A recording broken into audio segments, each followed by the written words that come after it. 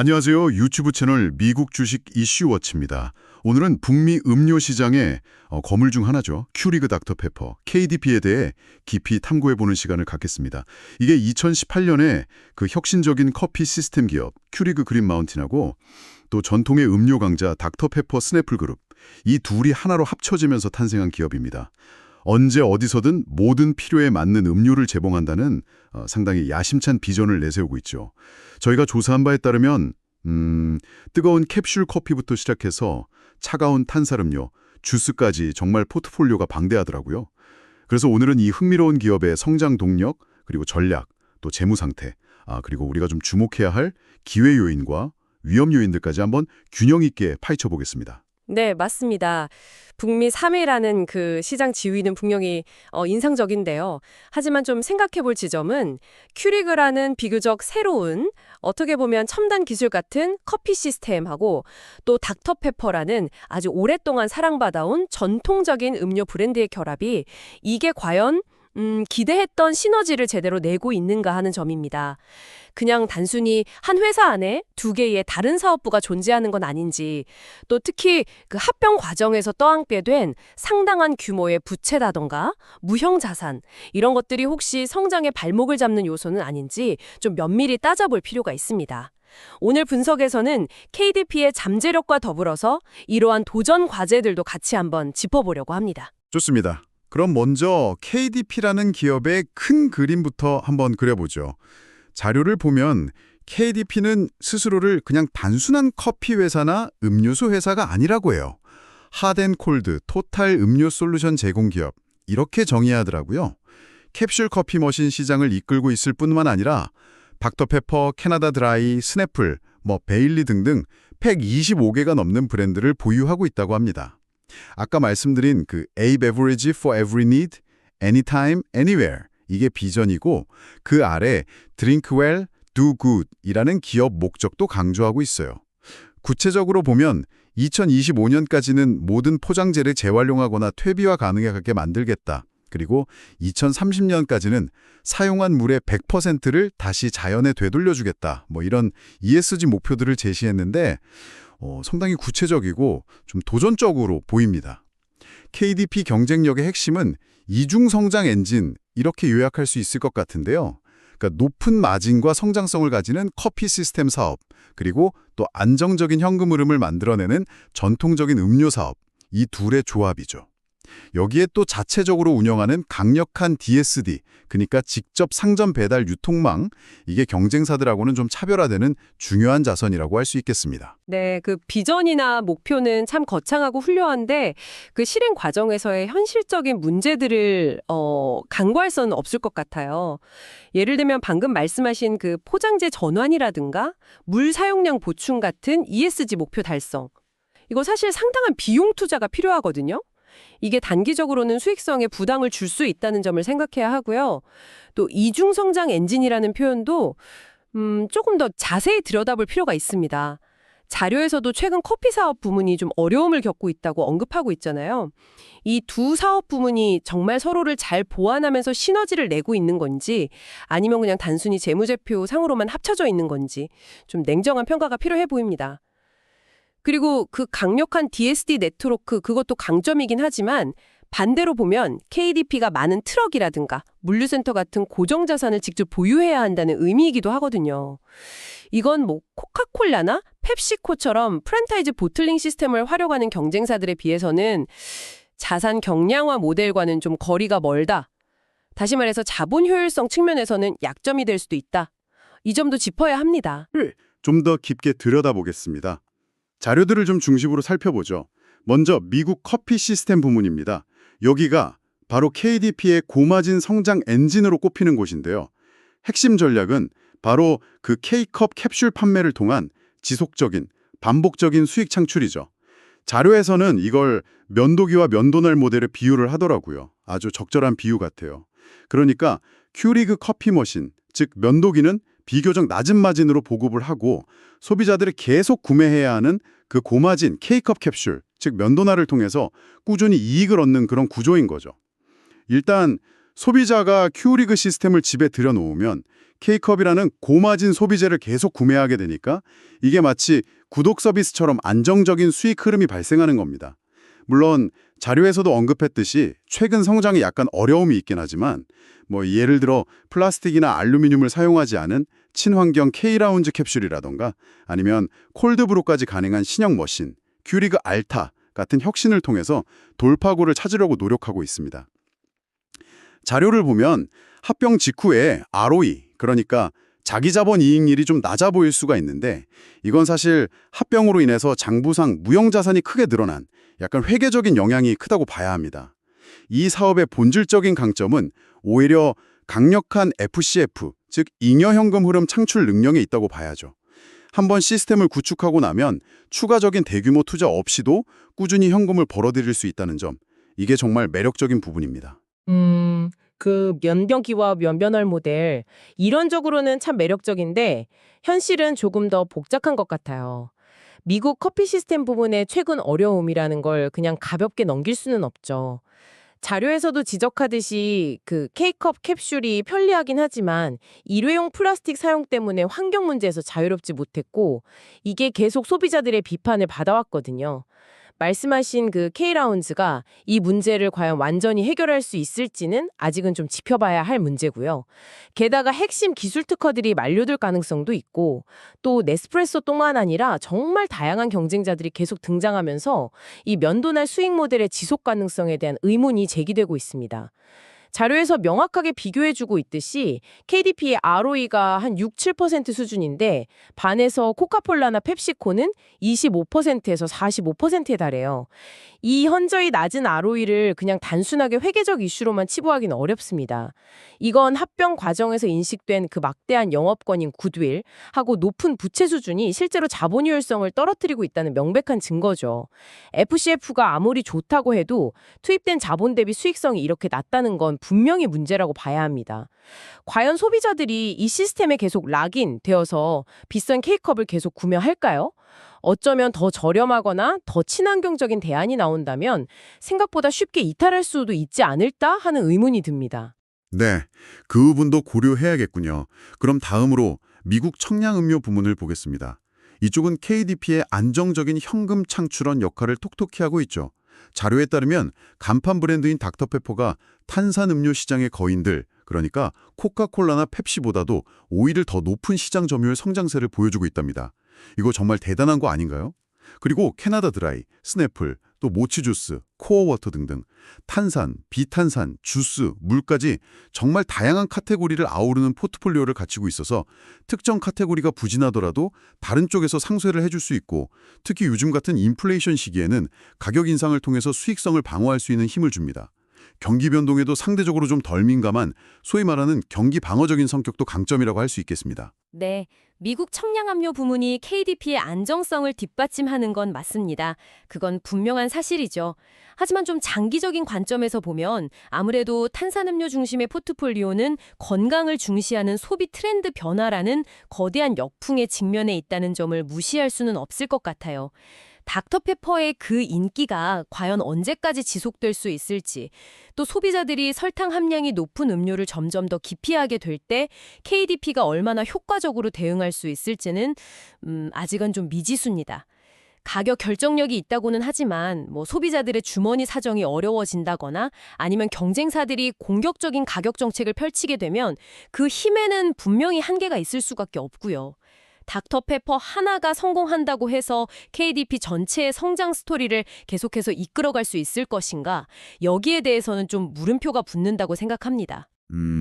장기적인 성장 동력 확보를 위한 KDP의 노력도 좀 살펴봐야 할 것 같습니다. 자료에 제시된 걸 보면 4가지 정도의 전략 기둥이 있는데요. 첫째는 소비자 중심의 브랜드 구축입니다. 예를 들어서 닥터페퍼가 디즈니 스트리밍 서비스나 아니면 미식 축구 중계 같은 거랑 협력해서 혼합 현실 MR 기술을 활용한 광고를 선보인다든지 하는 거예요. 이건 젊은 소비자들을 사로잡기 위한 상당히 혁신적인 마케팅 시도라고 볼 수 있겠죠. 둘째는 포트폴리오 확장 및 잠재적 분할 전략입니다. 단순히 기존 브랜드를 관리하는 걸 넘어서 글로벌 커피 시장에서의 경쟁력을 강화하기 위해서 JD 피츠 인수를 검토하고 있다는 소식도 있었죠. 더 나아가서 이게 좀 흥미로운데 장기적으로 회사를 아예 음료 전문 회사 베버리지코하고 글로벌 커피 전문 회사 글로벌 커피코로 분할, 스핀오프하는 방안까지 고려하고 있다는 점입니다. 이렇게 되면 각 사업 부문이 독립적으로 더 명확한 가치평가, 소위 퓨어 플레이 밸류에이션을 받을 수가 있고 또 전문성을 높여서 전체 기업 가치를 끌어올릴 수 있다. 뭐 이런 계산인 것 같습니다. 그 분할 전략, 네, 매력적으로 들릴 수는 있는데 이게 또 양날의 검일 수가 있어요. 어쩌면 2018년에 합병하면서 기대했던 시너지가 생각만큼 크지 않았다. 이걸 오히려 반증하는 것일 수도 있거든요.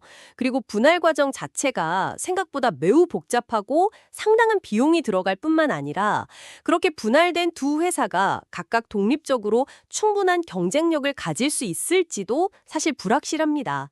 예를 들어서 음료 회사는 안정성은 높겠지만 성장성에는 한계가 있을 수 있고 글로벌 커피 회사는 성장 잠재력은 크지만 경쟁이 훨씬 더 치열하고 변동성에 더 크게 노출될 수도 있겠죠. 또 그 제이데이 피치 인수, 이것도 또 다른 대규모 M&A인데 이건 추가적인 부채 부담과 함께 아주 복잡한 통합 과정이라는 리스크를 또 안겨줄 수 있는 부분입니다.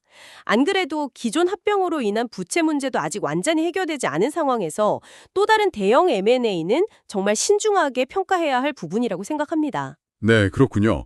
세 번째 전략 기둥은 유통망 5위 확대입니다. 아까 말씀드린 그 강력한 DSD 네트워크를 활용해서 최근에 빠르게 성장하고 있는 에너지 드링크, 예를 들면 고스트라는 브랜드하고 파트너십을 맺었죠. 나 아니면 RTD, 즉 레디 투 드링크 커피 같은 신규 카테고리 제품들의 시장 점유율을 빠르게 높여가겠다. 이런 전략입니다.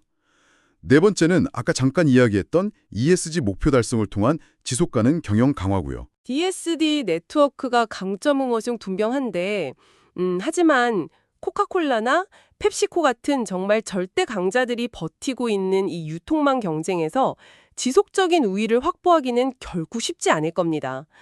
특히 에너지 드링크나 RTD 커피 시장은 이미 몬스터, 레드불, 스타벅스 같은 강력한 플레이어들이 딱 자리를 잡고 있어서 경쟁이 정말 치열하거든요. KDP의 DSD가 이런 신규 카테고리에서 과연 얼마나 효과적인 침투 도구가 될지는 조금 더 지켜봐야 할 문제라고 봅니다. 자, 이제 가장 중요한 부분이죠. 재무 상태와 밸류에이션, 그리고 실적 전망으로 넘어가 보겠습니다. 여러 자료들을 종합해 보면 KDP는 안정적인 가치주의 특성하고 성장주의 잠재력을 동시에 가진 이른바 하이브리드 밸류에이션 매력이 있다고 평가받는 것 같습니다. 회사가 제시한 2025년 연간 가이던스를 보면요. 매출은 중간 한 자릿수, 미드 싱글 디짓, 그러니까 한 4에서 6% 정도 성장한 것 같고 주당 순이익은 높은 한 자릿수, 한 7에서 9% 정도 성장하는 걸 목표로 하고 있습니다. 그리고 다가올 3분기 실적에 대한 시장 컨센서스도 꽤 긍정적인 편이에요.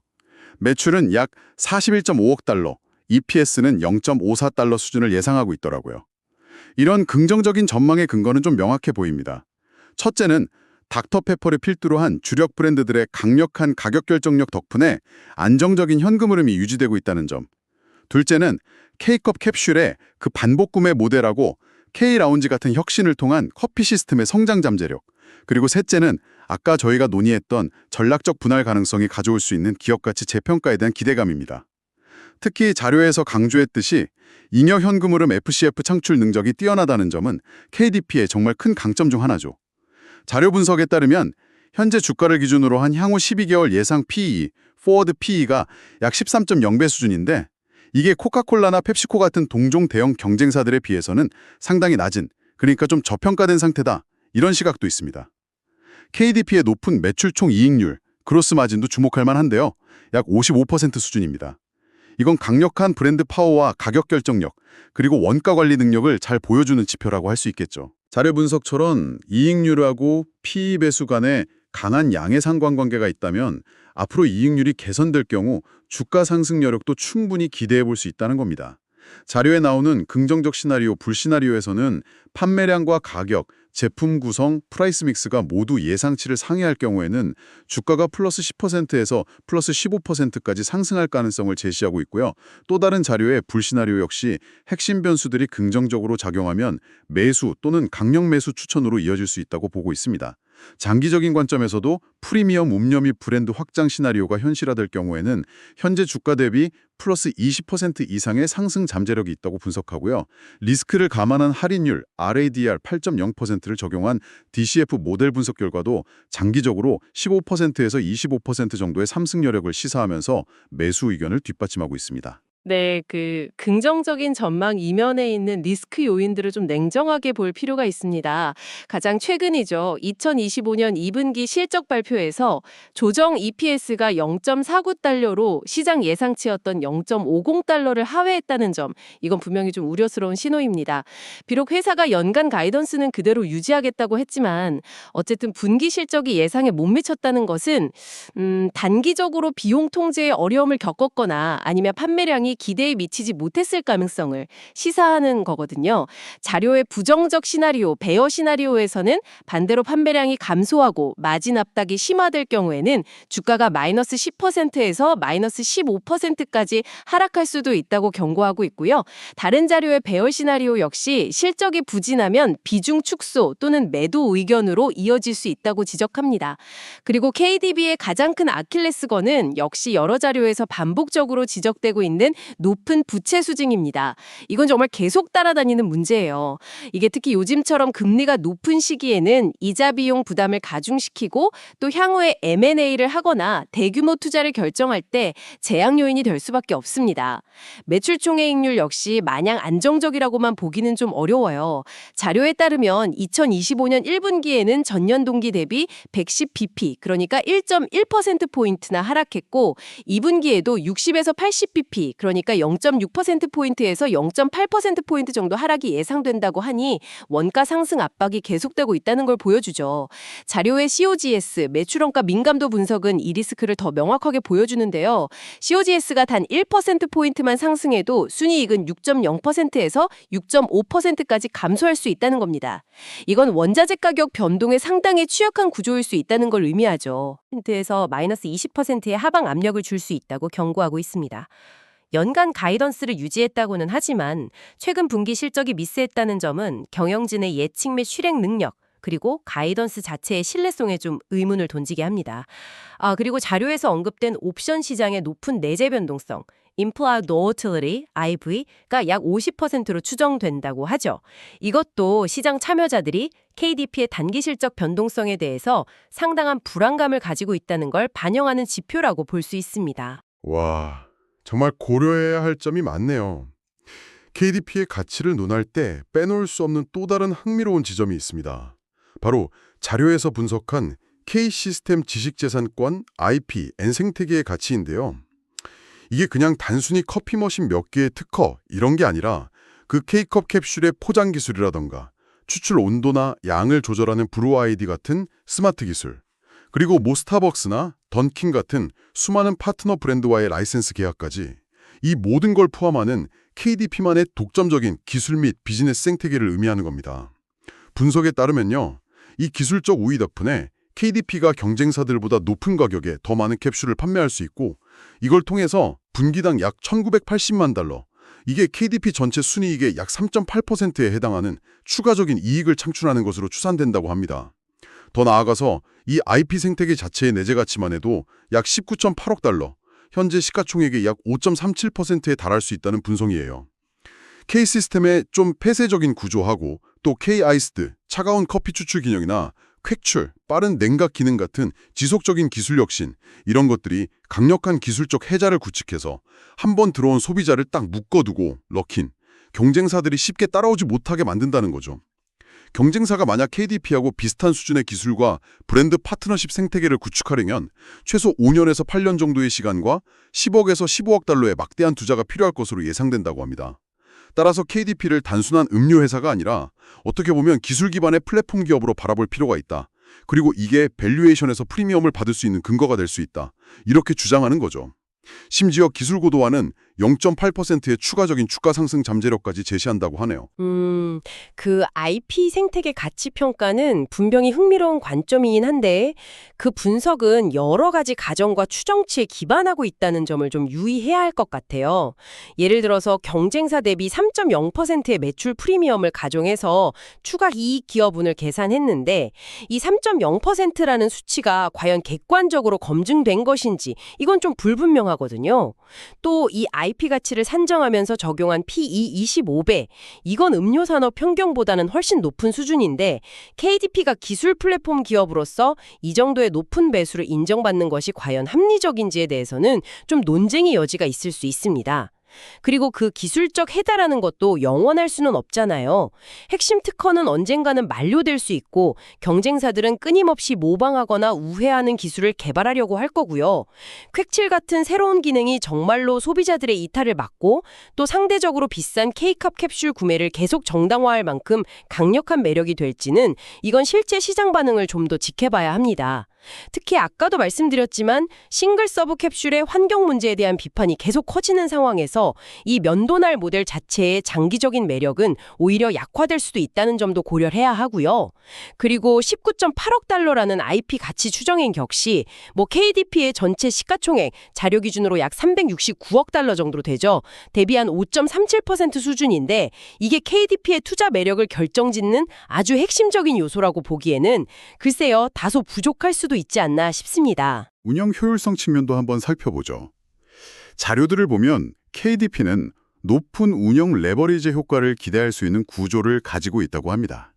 그러니까 자체 생산시설이라든가 DSD 유통망 같은 고정비 성격의 비용 비중이 높기 때문에 매출이 일정 수준 이상으로 증가하면 이익은 그보다 더 큰 폭으로 증가하는 경향이 있다는 거죠. 자료 분석에 따르면 매출이 10% 증가할 경우 순이익은 11%에서 13%까지, 조정 EBITDA는 12%에서 14%까지 증가할 것으로 예측된다고 합니다. 또한 KDP는 커피 원두나 알루미늄 플라스틱 같은 원자재 가격 변동 리스크 COGS에 대해서도 강력한 브랜드 파워와 가격 결정력을 활용해서 상당 부분을 소비자 가격에 전가하거나 아니면 선물 계약 같은 해칭 전략을 통해서 효과적으로 관리하는 능력을 보여왔다고 평가받습니다. 자료에서는 이걸 KDP의 핵심적인 경량화된 리스크 관리, 라이트웨이트 리스크 매니저먼트 방식이라고 표현하기도 하더라고요. 자료에서 언급된 것처럼 약 55% 수준의 비교적 안정적인 매출 총이익률이 이러한 관리 능력을 뒷받침하는 증거라고 볼 수 있겠습니다. 그렇죠. 운영 레버리지가 높다는 것은 그야말로 동전의 양면과 같습니다. 매출이 들 때 이익이 더 크게 늘어나는 만큼 반대로 매출이 감소하면 이익은 더 큰 폭으로 줄어들 수 있다는 의미이기도 하거든요. 그리고 원자재 리스크 관리가 뛰어나다고 하지만 아까도 지적했듯이 최근 분기 2025년 1분기 실제로 마진이 110bp나 압박을 받았고 또 COGS가 1%포인트 상승하면 순이익이 6% 이상 감소할 수 있다는 그 높은 민감도는 여전히 부담스러운 부분입니다. 경량화된 리스크 관리라는 표현이 좀 무색하게 현실에서는 원가 압박이 실적에 영향을 미치고 있다는 거죠. 가격 전가 능력에도 분명히 한계는 존재합니다. 무리하게 가격을 계속 올리면 소비자들이 구매를 줄여서 판매량 자체가 감소할 위험이 항상 있고요. 또한 KDP는 시스템 리스크에 노출되어 있다는 점도 중요합니다.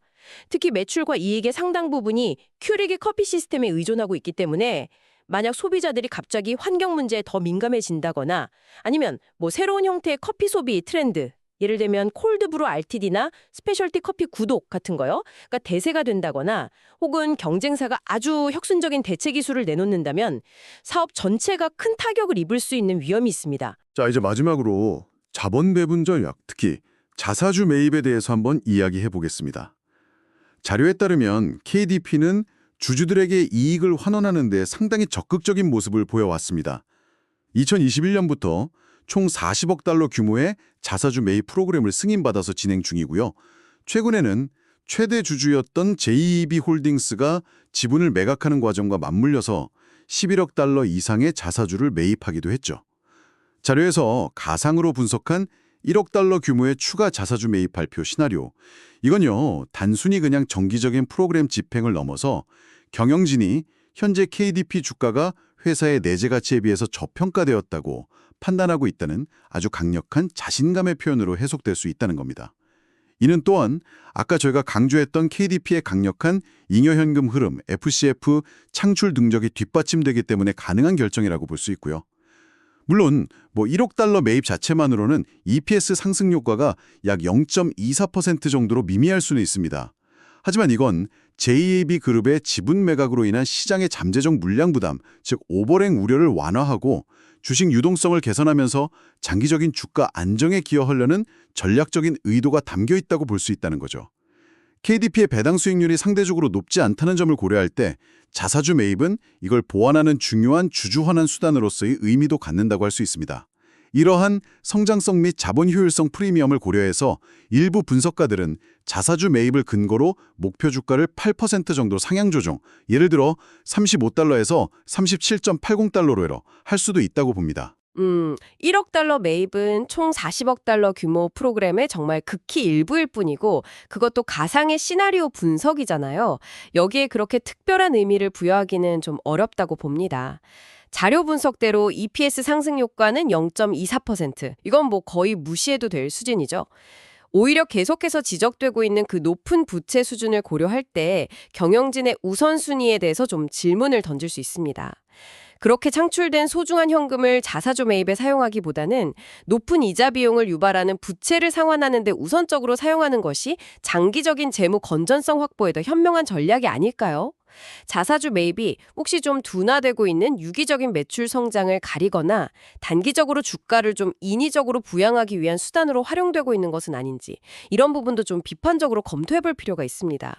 특히 부채 부담이 큰 상황에서 너무 공격적인 자사주 매입은 주주들에게 오히려 잘못된 신호를 줄 수도 있고 재무적인 유연성을 더욱 제약할 수도 있습니다. 네, 오늘 퀴리그 닥터페퍼에 대해서 정말 다각도로 깊이 있게 살펴봤습니다.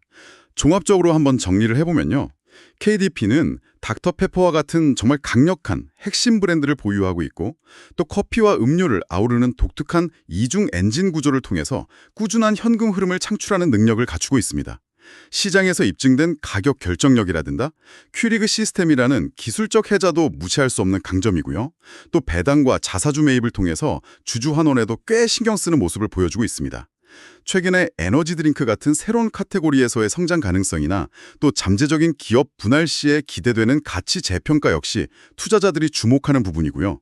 여러 도전 과제들이 있긴 하지만 안정속 성장이라는 그 매력적인 스토리는 여전히 유효해 보이고 현재 주가는 이러한 복합적인 가치에 비해서 좀 저평가되었을 가능성도 제기되고 있습니다. 하지만 KDP를 둘러싼 그림자 역시 분명합니다. 2018년 대형 합병으로 인해 발생한 그 높은 부채 부담은 금리 변동이나 경기 침체 시의 위험 요인이 될 수 있고요. KDP의 핵심 성장 동력 중 하나인 커피 시스템은 경쟁 심화와 마진 압박이라는 현실적인 도전에 직면해 있습니다. 강력하다고 평가받는 가격 결정력도 경기 상황이나 경쟁 환경 변화에 따라서 언제까지 유지될지는 불확실하고 또 최근 발표된 2분기 이끼이피 실적이 시장 기대치를 하회했다는 점은 단기적인 사업 운영 능력에 대한 의문을 남깁니다. 원자재 가격 변동성이라든가 잠재적인 추가 M&A와 관련된 통합 리스크, 그리고 큐릭 시스템에 대한 환경적인 비판 여론 등도 꾸준히 지켜봐야 할 변수들입니다.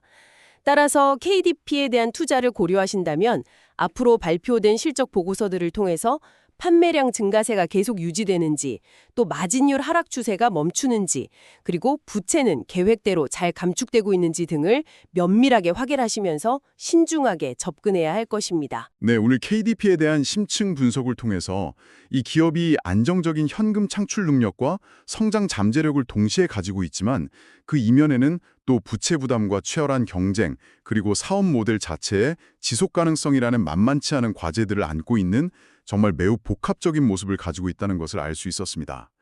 이제 여러분께서는 KDP라는 기업에 대해 보다 입체적이고 균형 잡힌 시각을 가지셨을 것이라 생각합니다. 오늘 논의된 정보에 기반한 모든 투자 판단과 그에 따른 결과에 대한 책임은 전적으로 청취자 여러분 각자에게 있습니다.